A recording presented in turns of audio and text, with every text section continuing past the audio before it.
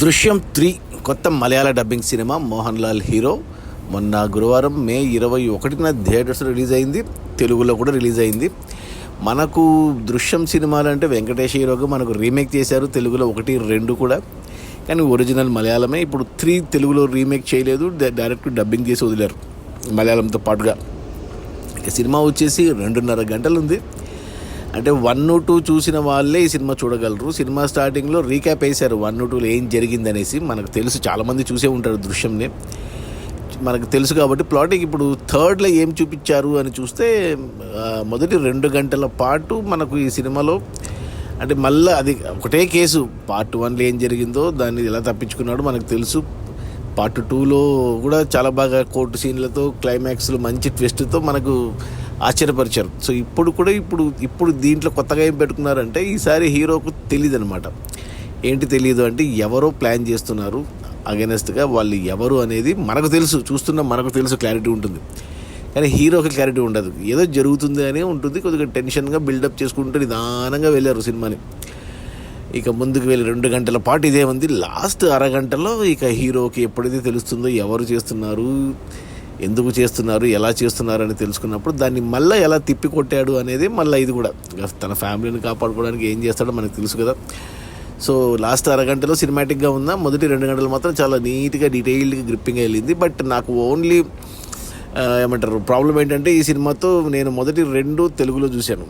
అంటే మనకు వెంకటేష్ బదులు మోహన్ లాల్ వరకు ఓకే, ఫ్యామిలీ వరకు ఓకే, ఆపోజిట్ ఫ్యామిలీ కూడా ఓకే. కానీ మిగతా క్యారెక్టర్లు ఏవైతే ఉన్నాయో ఈ పార్ట్ 3లో చాలా క్యారెక్టర్లు ఉన్నాయి. ఆ క్యారెక్టర్లు ఎందుకు అలా బిహేవ్ చేస్తున్నాయి, మనకు తెలుగులో ఒరిజినల్ ఎవరు వాళ్ళు అనేది నాకు లింక్ అర్థం కాలేదు. అంటే నాకు గుర్తు రాలేదు. చుచాయిగా ప్లాట్ పాయింట్ గుర్తుంది కానీ డీటెయిల్గా గుర్తులేదు నాకు. 1 and 2 ఎప్పుడు 1 2013, 2 వచ్చి 2021, 5 ఏళ్ళ కిందటిది. అలా అందులో అదే క్యారెక్టర్లు రిపీట్ అయ్యింటే మన తెలుగులో రీమేక్ చేసింటే ఈజీగా కనెక్ట్ అయ్యేవాడిని. ఇది అందరు మలయాళం యాక్టర్లు కదా, అసలు ఎవరు ఎందుకు ఇలా నెగిటివ్గా చేస్తున్నారు అనేది నాకు ఆలోచించలే. అంటే మళ్ళీ చూడాలి పార్ట్ 2, పార్ట్ 1 ఇంకోసారి చూస్తే ఇప్పుడు ఇది బాగా అర్థమవుతుందేమో. సో ఎవరైనా చూడాలనుకుంటే ఈ సినిమా థియేటర్స్లో తెలుగులో నన్ను అడిగితే ముందు 1 and 2 ఒకసారి కుదిరితే చూసి వెళ్తే బాగా అర్థమవుతుంది.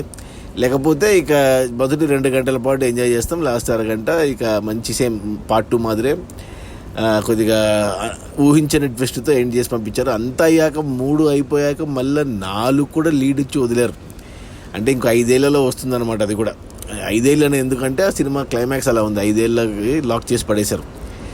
సో ఓకే, బాగానే ఉంది. అంటే మనకు దృశ్యం మనకు తెలుసు కాబట్టి, ఆ జీతు జోసెఫ్ డైరెక్షన్లో పాటలు గీట్లు ఏం లేవు, నీట్గా వెళ్ళింది. అంటే ఒక ఫ్యామిలీని మనము గత 13 ఏళ్ళుగా చూస్తున్నాం కదా ఈ దృశ్యం ఫ్యామిలీని. సో వాళ్ళ లైఫ్ని కళ్ళ కట్టినట్టు చూపించినట్టు ఉందన్నమాట సినిమా. ఇక పర్ఫార్మెన్స్ వైజ్ మామూలే, మోహన్ లాల్ చేసుకుంటూ వెళ్ళిపోయాడు.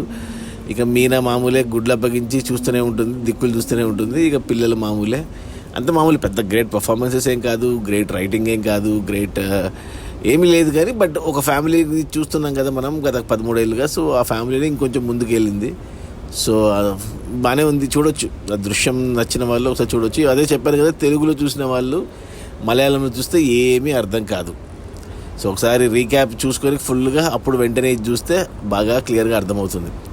రేపు పొద్దున 4 వచ్చినప్పుడు కూడా ఇదే ప్రాబ్లము. అది నా రేటింగ్ వచ్చి 3 out of 5 గుడ్ అని చెప్తాను. Still I will say good only. ఎక్కడ బోర్ అవ్వలేదు నేను. నాకు అంటే ఈసారి ఏంటి అనే ఉత్సుకతను చూశాను కాబట్టి నాకైతే నచ్చింది సినిమా. ఓకే అంటారు.